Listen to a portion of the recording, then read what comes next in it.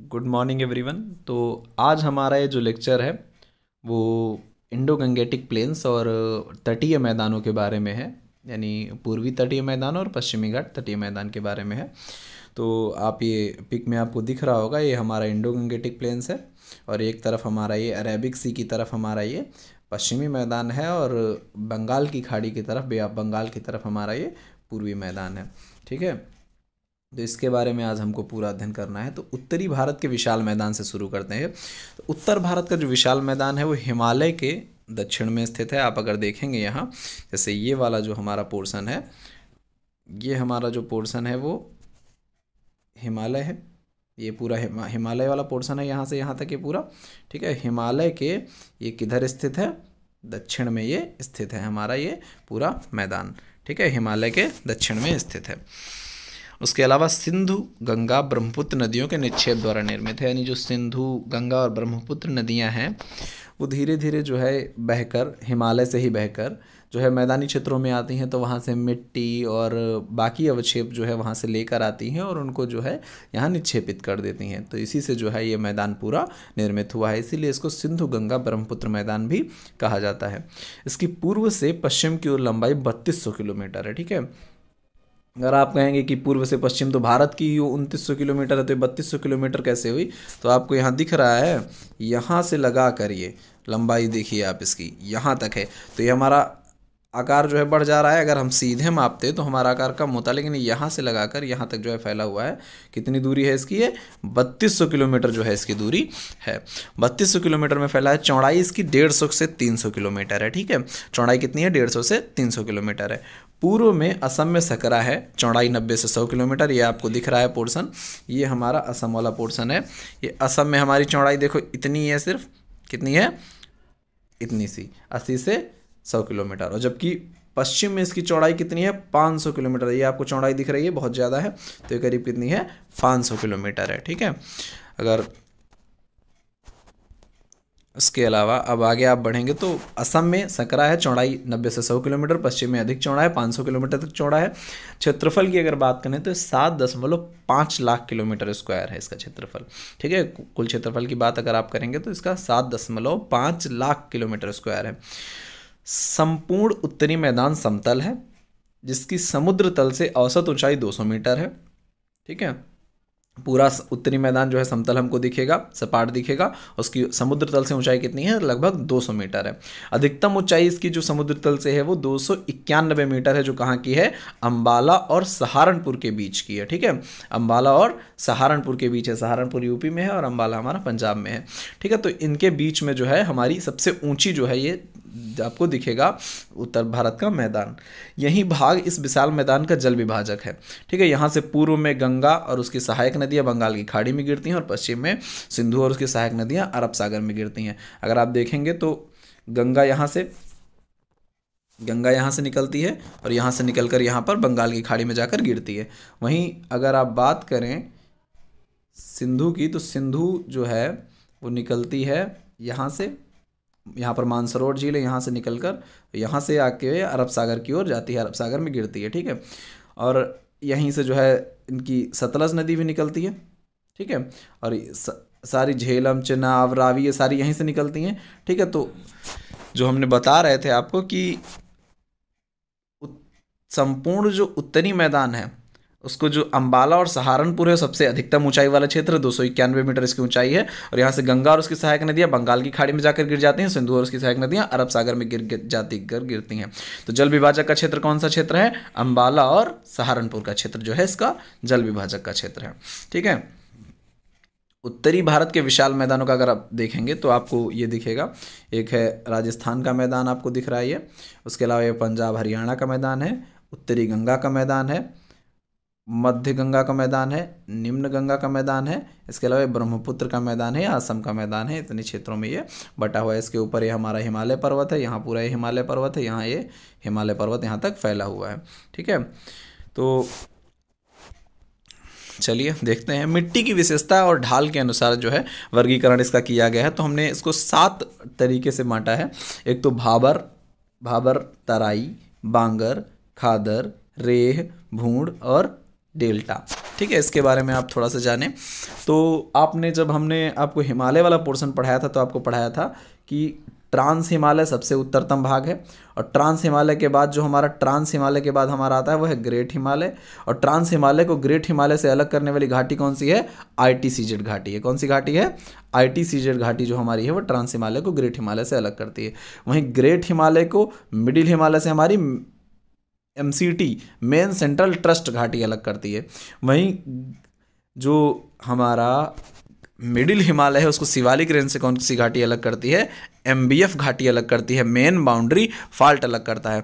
वहीं शिवालिक रेंज से हमारा भाबर वाले यानी मैदानी क्षेत्र को हमारा कौन सा करती है? हिमालयन फ्रंट फॉल्ट अलग करती है, HFF घाटी अलग करती है। ठीक है, उसके नीचे आपको दिखेगा एक मतलब जो नदियां हैं वहाँ से पहाड़ों से जो है बड़े बड़े कंकड़ पत्थर सबको ले आती हैं बहाकर, तो बड़े बड़े कंकड़ पत्थर ये हमारे इकट्ठा हो जाते हैं भाबर के क्षेत्र में। ठीक है, तो आपको दिख रहा होगा ये भाबर का क्षेत्र जो है कंकड़ पत्थरों से बना हुआ है पूरा। उसके बाद फिर इन कंकड़ क्षेत्रों में जो है छोटी छोटी नदियाँ विलुप्त भी हो जाती हैं। उसके बाद जब जो नदियाँ निकलती कहाँ जाके हैं? फिर तराई क्षेत्र में वो नदियाँ निकल आती हैं, और ये तराई क्षेत्र हमारा एक कैसा है? दलदली क्षेत्र है। ठीक है, इसके बारे में डिटेल में हम जानेंगे। उसके बाद जो हमारा बांगर क्षेत्र है, तो बांगर हमारा क्या है? ओल्ड एल्यूवियल वाला है, खादर हमारा न्यू एल्यूवियल वाला है, रेह हमारा जो है ऊसर भूमि वाला है, और भूड़ और डेल्टा भी हमारे कुछ क्षेत्र हैं। इनके बारे में डिटेल में अभी हम जानेंगे। ठीक है, तो 7 भागों में इसको हमने मिट्टी की विशेषताओं और ढाल के अनुसार विभाजित कर दिया है। भाबर, तराई, बांगर, खादर, रेह, भूड़ और डेल्टा। ठीक है, पहला भाबर। भाबर की अगर आप बात करें तो हमने बताया शिवालिक रेंज के दक्षिण में स्थित है। आपने यहाँ देखा शिवालिक रेंज आपको दिख रही है, ये हमारी क्या है? शिवालिक रेंज है। ठीक है, शिवालिक रेंज के जस्ट दक्षिण में हमारा क्या स्थित है? ये भाबर हमारा स्थित है। ठीक है, और भाबर के दक्षिण में क्या स्थित है? तराई स्थित है। ठीक है, तो शिवालिक रेंज के दक्षिण में स्थित है। चौड़ाई इसकी 8 से 16 किलोमीटर तक है। ठीक है, चौड़ाई इसकी 8 से 16 किलोमीटर तक है। भारी कंकड़ पत्थर बजरी नदियों द्वारा जमा होती है। ठीक है, इसमें भारी कंकड़ पत्थर और बजरी जमा हो जाती है। आपको दिख रहे हैं ये, आपको ये गोल गोल दिख रहे हैं ना, ये हमारे क्या है? कंकड़ पत्थर और बजरी वाला पोर्शन क्या दिख रहा है? भाबर दिख रहा है। ठीक है, इसके अलावा चौड़ाई इसकी आपको पता है 8 से 16 किलोमीटर। इस क्षेत्र में पहुंचकर छोटी छोटी नदियां भूमिगत होकर अदृश्य हो जाती हैं। कंकड़ पत्थर जो हैं कंकड़ पत्थर हैं, तो यहाँ पर कंकड़ पत्थर में क्या होता है? छोटी छोटी नदियाँ अंदर चली जाती हैं, ज़मीन के ऊपर हमको दिखाई नहीं देती। हालांकि वहाँ एग्जिस्ट करती हैं लेकिन हमको दिखाई नहीं देती हैं। ठीक है, ये अब कंकड़ पत्थर में क्या ही खेती होगी, तो ये एग्रीकल्चर के लिए सुटेबल नहीं होती हैं, कतई बेकार।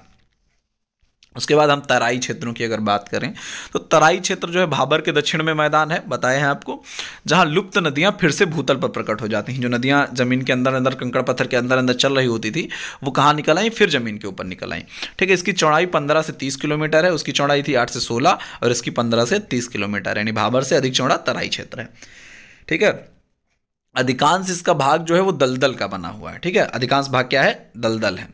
ठीक है, निक्षेप कणों का आकार यहाँ भाबर से बहुत छोटा होता है। निक्षेप कण वहाँ कंकड़ पत्थर बड़े बड़े थे, यहाँ बारीक कंकड़ मिलेंगे आपको, थोड़े वो छोटे छोटे पत्थर मिलेंगे, रेत मेनली यहाँ रेत मिलेगी आपको, ऐसे जो है क्षेत्र मिलेंगे आपको। दलदल तथा नमी के कारण यहाँ पर घने वन और वन्य जीव पाए जाते हैं। ठीक है, बहुत ज़्यादा दलदल रहता है तो यहाँ पर वनों की संख्या बहुत ज़्यादा है और बायोडाइवर्सिटी भी बहुत ज़्यादा है, वन्य प्राणी भी बहुत ज़्यादा यहाँ आपको मिलेंगे। इसे साफ करके कृषि योग्य भी बनाया गया है। ठीक है, आजकल इसको साफ करके कृषि योग्य बनाया जा रहा है, तो इसको जो है कृषि योग्य बनाया गया है। अब अगर बांगर प्रदेश की बात करें तो बांगर प्रदेश वह ऊंचा भाग है जहां नदियों की बाढ़ का जल नहीं पहुंच पाता है। ठीक है, जब बाढ़ का जल नहीं पहुंचेगा तो यहाँ पर जो मिट्टी निर्मित हुई थी वो पुरानी मिट्टी हमेशा बनी रहेगी। ठीक है, तो यहाँ पर कौन सी सॉइल पाई जाती है? ओल्ड एल्यूवियल सॉइल को बांगर के क्षेत्र में मिलती है हमको। कौन सी सॉइल? ओल्ड एल्यूवियल, यानी ओल्ड एल्यूवियल सॉइल द्वारा बांगर का क्षेत्र बना हुआ है। ठीक है, सतलज का मैदान तथा गंगा का ऊपरी मैदान में बांगर का विस्तार है। सतलज के मैदान और गंगा के ऊपरी मैदान में बांगर का विस्तार है। ठीक है, बांगर का मैदान सबसे पहली बात तो ऊंचा भाग है, नदियों का जल नहीं पहुंचता है, नदियों का जल नहीं पहुंचेगा तो नया निक्षेप नहीं होगा, नया निक्षेप नहीं होगा तो पुरानी सॉइल रहेगी, यानी ओल्ड एल्यूवियल द्वारा ये बना है। ठीक है, खादर की अगर बात करें तो खादर वह नीचा भाग है जहाँ नदियों का बाढ़ हर साल पहुंच जाती है। जब हर साल पहुंचेगी तो हर साल नई मिट्टी बिछा देगी, हर साल नई मिट्टी बिछ जाएगी, तो वहां पर क्या होगा, न्यू इल्यूवियल सॉइल जो है हमारी बन जाएगी, जो बेस्ट फॉर एग्रीकल्चर, जो हमारी एग्रीकल्चर के लिए बेस्ट रहती है, क्योंकि नई नई मिट्टी बिछेगी भैया, पोषक तत्व तो एकदम भरपूर होंगे। ठीक है, तो उसमें ना खाद डालने की जरूरत है, ना फर्टिलाइजर बहुत ज़्यादा यूज करने की जरूरत है, एकदम प्रोडक्शन अच्छा खासा होगा। तो एल्यूवियल में खादर जो हमारी है वो सॉइल जो है बेस्ट होती है। बांगर में भी खेती होती है, ऐसा नहीं कि खेती नहीं होती, लेकिन बेस्ट जो हमारी है वो खादर है। ठीक है, आप ऐसे याद कर लीजिए कि भंगार है, बांगर मतलब भंगार है तो ओल्ड है, और खादर हमारा जो है न्यू है। ठीक है, रेह की अगर बात करें तो रेह किसे बोलते हैं, रेह जो है हमारा बांगर प्रदेश के, यानी जो बांगर हमारा क्षेत्र था ये, यानी जहाँ पर बाढ़ नहीं पहुँचती थी, हर साल नई नई जो मतलब न्यू एल्यूवियल नहीं थी, पुरानी एल्यूवियल से बनी हुई थी। और उस बांगर प्रदेश में क्या होगा कि सिंचाई की व्यवस्था कहीं बहुत भयंकर कर दी गई, सिंचाई बहुत ज़्यादा होने लगी, यूपी हरियाणा वाले क्षेत्रों में बहुत अधिक सिंचाई कर दी।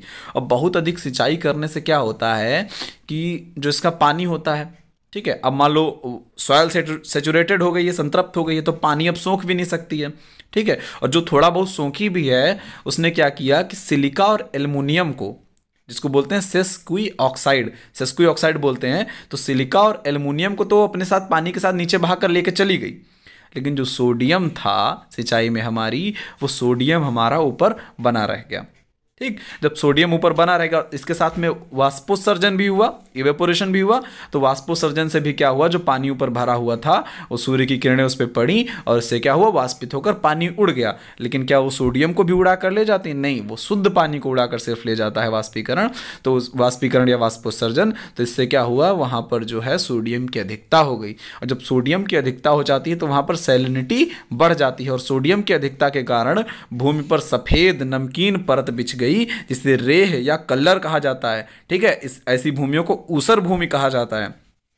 ठीक है, इसके अलावा इसके कई सारे नाम है, कारा, कारी, ननकारा, ननकारी, रेह, कल्लर। ठीक है, इसके बहुत सारे नाम ऐसे जो स्थानीय भाषा में प्रयोग किए जाते हैं। तो मेनली इसका रेह और कल्लर दो फेमस नाम है, और इसके अलावा जो है ऊसर भूमि इसको हम लोग बोलते हैं। उत्तर प्रदेश हरियाणा के शुष्क भागों में अधिक है, जहाँ पर वर्षा कम होती है, हम लोग सिंचाई ज़्यादा कर देते हैं। ठीक है, तो वहाँ पर ये रेह भूमि बन जाती है।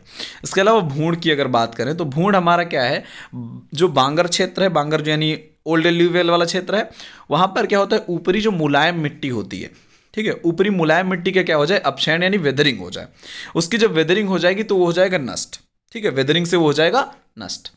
जब वेदरिंग से जब वो नष्ट हो जाएगा तो हमारी वो एग्रीकल्चर के लिए एकदम बेकार हो गई, क्योंकि उसके नीचे फिर कंकड़ पत्थर है। हमने बताया था कि सबसे नीचे तुम्हारा क्या रहेगा, सबसे नीचे उसके मतलब जो बांगर सॉयल है उसके नीचे हमारा पोर्शन जो रहता है कंकड़ पत्थर वाला ही रहता है। ऊपर मिट्टी जो है धीरे धीरे आके बन गई है। अब मिट्टी जो है हमारी धीरे धीरे अपक्षयन के कारण नष्ट हो गई, तो कंकड़ पत्थर वाला क्षेत्र बन जाएगा, तो एग्रीकल्चर के लिए एकदम बेकार हो जाएगा। ऐसे गंगा के प्रवाह के क्षेत्र में हमारा भूण का जमाव हो गया है। ठीक है, भूण हमारा क्या होता है कि जब अपक्षयन के द्वारा जो है मिट्टी का ह्रास हो जाता है, मुलायम मिट्टी नष्ट हो जाती है, तो हमारा वहाँ पर भूण बन जाता है। कौन से मैदान में? बांगर वाले क्षेत्र में। ठीक है, ओल्ड एल्यूवियल वाले क्षेत्र में, यानी पुरानी जलोढ़ वाले क्षेत्र में। लास्ट हमारा जो है डेल्टाई प्रदेश। डेल्टाई प्रदेश, आप डेल्टा जानते हैं, जो गंगा ब्रह्मपुत्र नदियाँ जो है जहाँ पर समुद्र में मिलती जाके हैं, वहाँ पर वहाँ पर बहुत सारे निक्षेप जाकर इकट्ठा कर देती हैं। ठीक है, दलदली स्थान बना देती हैं। उस टाइप के प्रदेश को जो है डेल्टाई प्रदेश बोला जाता है। डेल्टा जो है खादर प्रदेश का ही विस्तार होता है, खादर प्रदेश का ही विस्तृत रूप है। यहाँ पर बहुत सारा जो है अगर आप देखेंगे बहुत सारी मतलब बायोडाइवर्सिटी बहुत हैवी है यहाँ की। जैसे अपने यहाँ विश्व का जो है बहुत बड़ा डेल्टा सुंदरवन डेल्टा पाया जाता है। ठीक है, जो गंगा नदी का विश्व का सबसे बड़ा डेल्टा है। ठीक है, तो गंगा नदी द्वारा बनाया गया है इस क्षेत्र में, तो ये डेल्टाई प्रदेश है। ठीक है, तो इसके बारे में आपको जानकारी होगी। उसके बाद विशाल मैदान का प्रादेशिक स्वरूप अगर देखेंगे हम लोग, प्रादेशिक स्वरूप की अगर बात करेंगे तो हमने इसको 4 भागों में बांटा था। राजस्थान का मैदान एक है, एक पंजाब हरियाणा का मैदान है, गंगा का मैदान और ब्रह्मपुत्र का मैदान। अगर आप देखेंगे तो आपको समझ में आ जाएगा। यहाँ पर ये हमारा आपको दिख रहा है राजस्थान का मैदान, आपको दिख रहा है ये राजस्थान के मैदान के बाद पंजाब हरियाणा का मैदान है। ये हमारा पूरा गंगा का मैदान है यहाँ तक। ठीक है, और ये हमारा क्या है, ब्रह्मपुत्र का मैदान है। ठीक, गंगा के मैदान को हमने 3 भागों में बांटा है, ऊपरी गंगा का मैदान, मध्य गंगा का मैदान और निम्न गंगा का मैदान। ठीक है, तो इतने क्षेत्रों में हमने इसको बांटा है। इसके अलावा अब इसको डिटेल से पढ़ेंगे, थोड़ा सा जान लीजिए।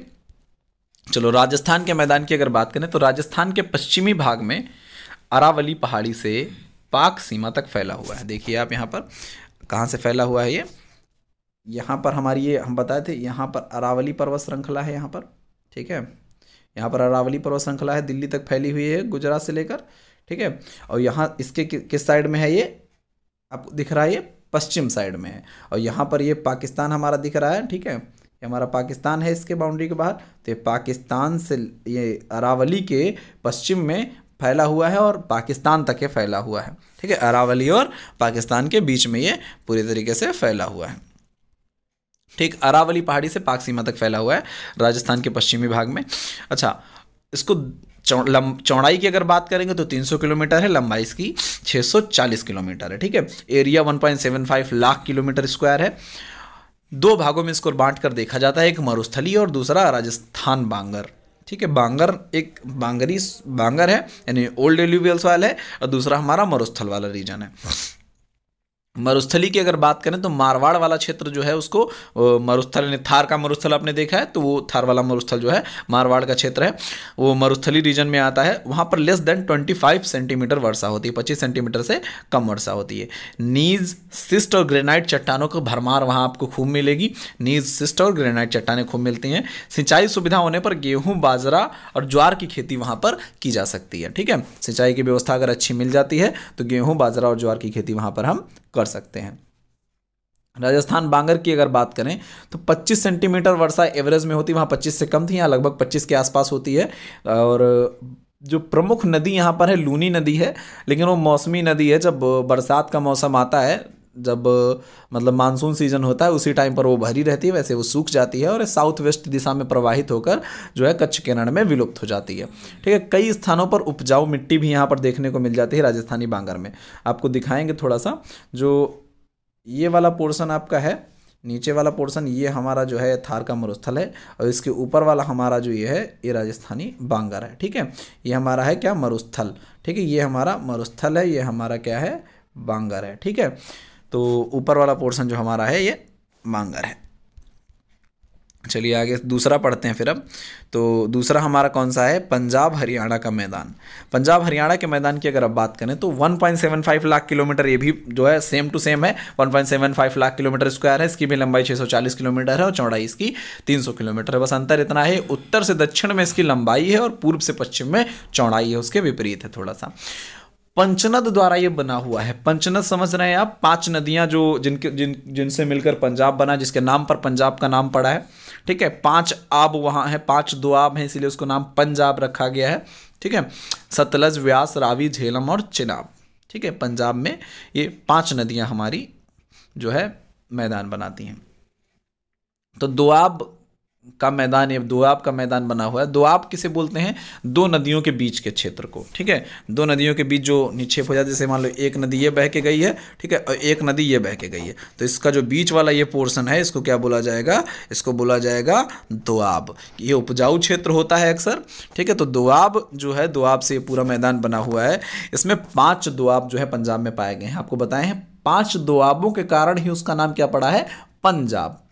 पंजाब, पंच आब, ठीक ना, 5 दोआब, ठीक है, इससे पढ़ा है। तो अगर आप नदियों की बात करें तो व्यास सतलज के बीच में जो हमारा है बिस्त, देखिए व्यास और सतलज, बी और स, ठीक ना, तो इससे मिलाकर बनाए हैं वो बिस्त। नाम आपको इसी में मिल जाएंगे। कौन सा दोआब पाया जाता है, व्यास और सतलज के बीच में बिस्त दोआब, व्यास और रावी के बीच में बारी, वी और र, बारी, ठीक है, व्यास और रावी बारी। रावी और चिनाब रचना, रेचना, ठीक ना, रावी, चिनाब, रचना दोआब। चिनाब और झेलम, सी और जे आया मतलब चाज दोआब, ठीक ना, चाज दोआब।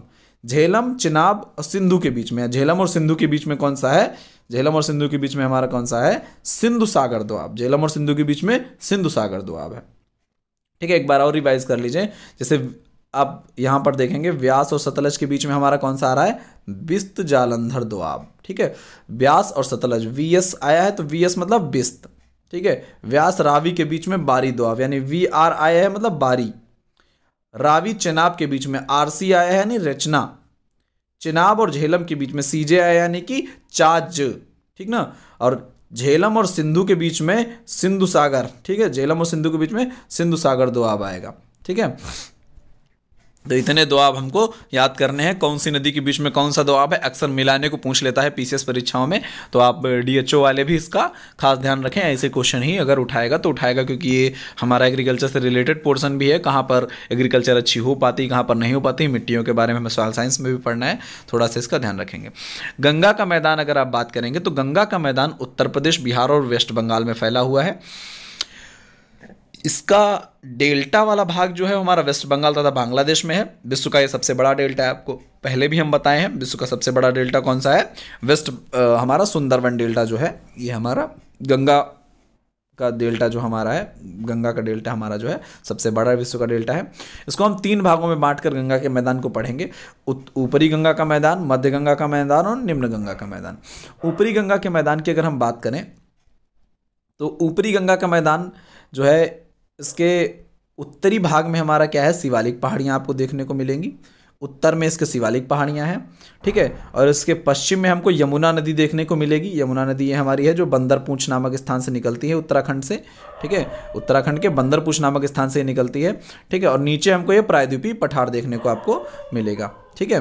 नीचे हमको क्या देखने को मिलेगा, प्रायद्वीपीय पठार देखने को मिलेगा, ठीक है। यानी एक साइड आपको शिवालिक पहाड़ी देखने को मिलेगी और उत्तर साइड शिवालिक पहाड़ी, दक्षिण में प्रायद्वीपीय पठार और पश्चिम में यमुना नदी देखने को मिलेगी। ये उत्तरी भाग गंगा का मैदान है। यूपी के 2/3 भाग में ये फैला हुआ है। ऊपरी गंगा का मैदान यूपी के 2/3 भाग में ये फैला हुआ है।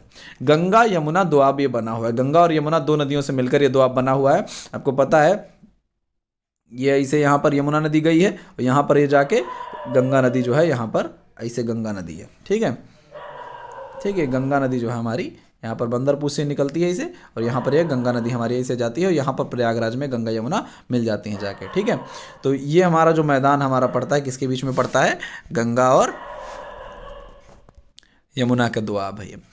मध्य गंगा का मैदान अगर आप बात करेंगे, सेकंड हमारा कौन सा है, मध्य गंगा का मैदान। यूपी के पूर्वी भाग प्लस बिहार में जो है ये है। यूपी का पूर्वी भाग यानी यूपी का 2/3 भाग में हमारा ऊपरी गंगा का मैदान हो गया था। जो बचा वाला पोर्शन है, यूपी का पूर्वी भाग बचा है और बिहार बचा है, ठीक है। इस मैदान में घाघरा, गंडक, कोसी, गंगा की सहायक नदियां जितनी भी हैं, बिहार वगैरह वाली और यूपी के पूर्वी भाग वाली, वो सारी यहाँ पर हमको मिल जाती हैं। इस क्षेत्र में बाढ़ का खतरा बना रहता है। तो इस क्षेत्र में हमेशा बाढ़ का खतरा जो है वो बना रहता है, ठीक है। इस क्षेत्र में बाढ़ का खतरा क्यों बना रहता है, क्योंकि यहाँ पर आप नदियाँ देख लीजिए, घाघरा, गंडक, कोसी, ठीक है, सारी जो है उफान पे चलती हैं अक्सर जब मानसून होता है उस टाइम पर। और कोसी नदी की अगर आप बात करें, कोसी नदी वैसे भी बहुत जो है कुख्यात है बाढ़ के लिए। इसको बिहार का शोक कहा जाता है। बिहार में इसके द्वारा जो है सबसे ज़्यादा बाढ़ आती है। तो इसीलिए जो है इस क्षेत्र में जो मध्य गंगा मैदान है, यहाँ पर हमेशा बाढ़ का खतरा बना रहता है। इसके अलावा निम्न गंगा मैदान की अगर आप बात करें तो वेस्ट बंगाल का क्षेत्र जो है हमारा निम्न गंगा का मैदान है, ठीक है। वेस्ट बंगाल का क्षेत्र निम्न गंगा के मैदान में आता है। गंगा की सहायक जो तीस्ता और टोरसा आदि नदियाँ यहाँ पर हैं। अधिकांश भाग इसका दलदली है और यहाँ पर सुंदरवन डेल्टा भी पाया जाता है। ओके, तो ये हमारा गंगा का मैदान हो गया। लास्ट हमारा जो है ब्रह्मपुत्र का मैदान है।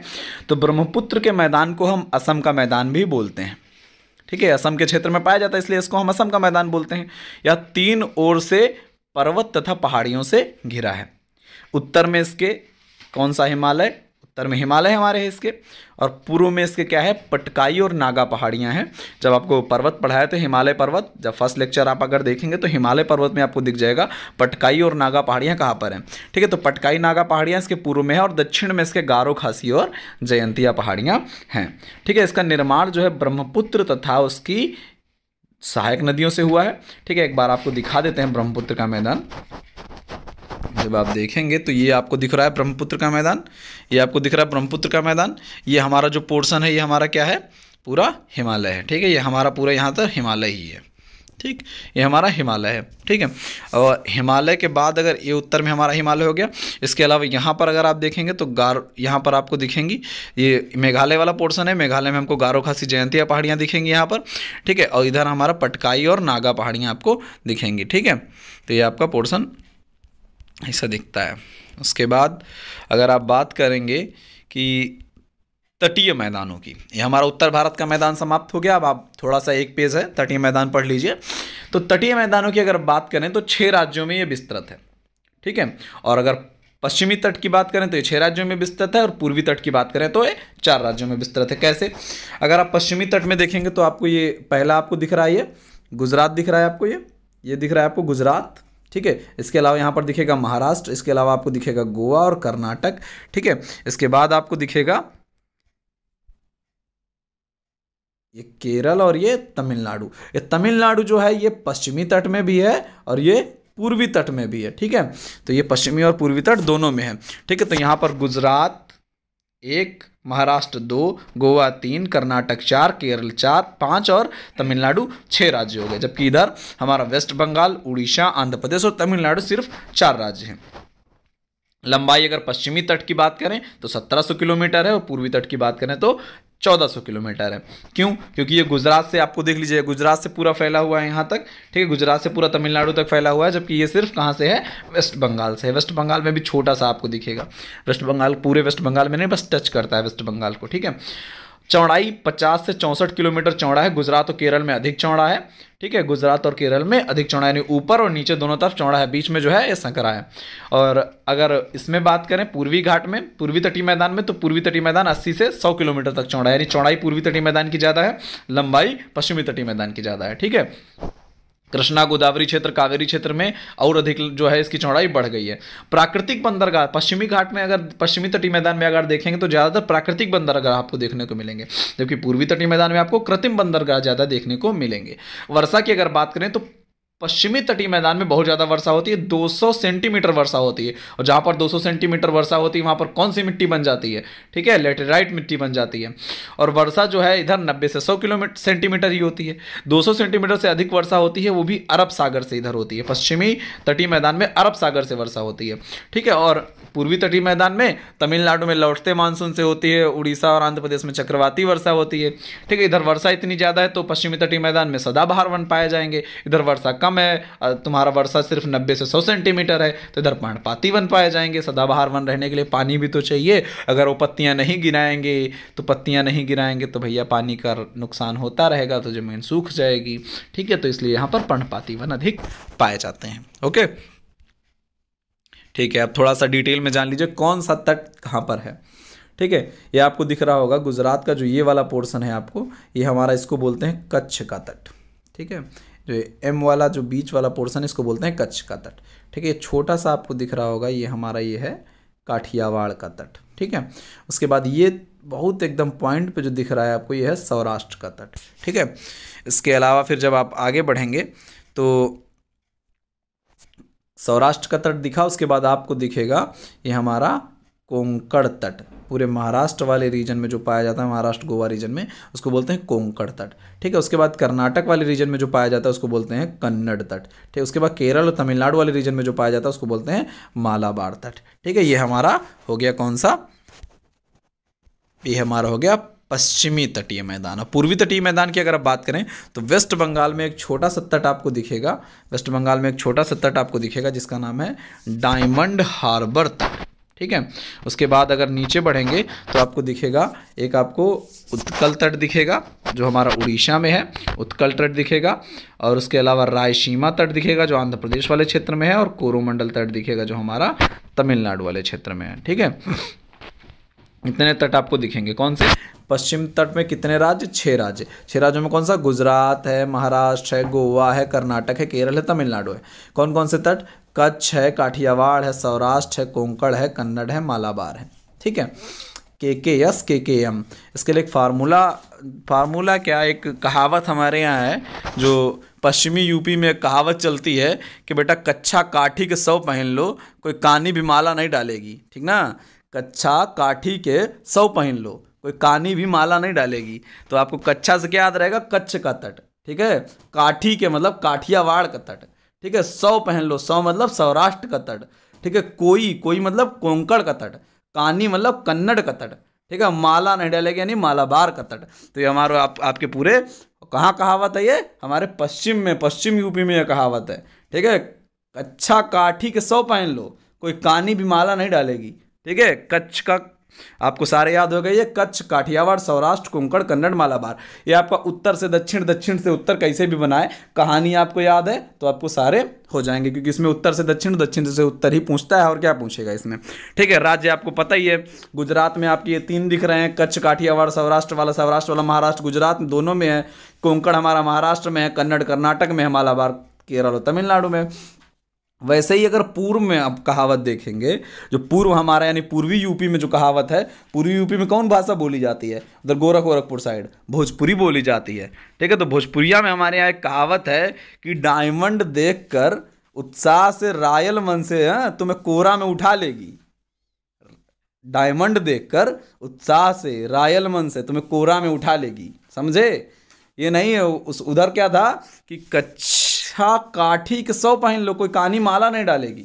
सोचो, कच्चा काठी के 100 पहन लो, कोई कानी भी माला नहीं डालेगी, समझ गए। और इधर क्या है कि डायमंड देखकर तो उत्साह से रायल मन से तुम्हें कोरा में उठा लेगी। ठीक है, तो क्या इससे हमको पता चला, डायमंड से हमें पता चला डायमंड हार्बर तट। ठीक है, और उत्साह मतलब उत्कल तट, रायल मन से यानी रायल सीमा तट, कोरा में ले लेगी यानी कोरोमंडल तट। ठीक है, ये आपके सारे तट हो गए। डायमंड से हो गया हमारा डायमंड हार्बर, उत्साह से हमारा हो गया उत्कल, रायल से हमारा हो गया रायल सीमा, और कोरा से हमारा हो गया कोरोमंडल। ठीक है, ये सारे तट आपके हो गए। तो लेक्चर यही समाप्त होता है। सारे तट आप रट लीजिए, उत्तर से दक्षिण, दक्षिण से उत्तर कैसे भी पूछे एकदम धड़ाक से बता दीजिए। ठीक है, कल्याण हो जाएगा। धन्यवाद। अगला लेक्चर जो है जब होगा तब बताया जाएगा किस चीज़ का है।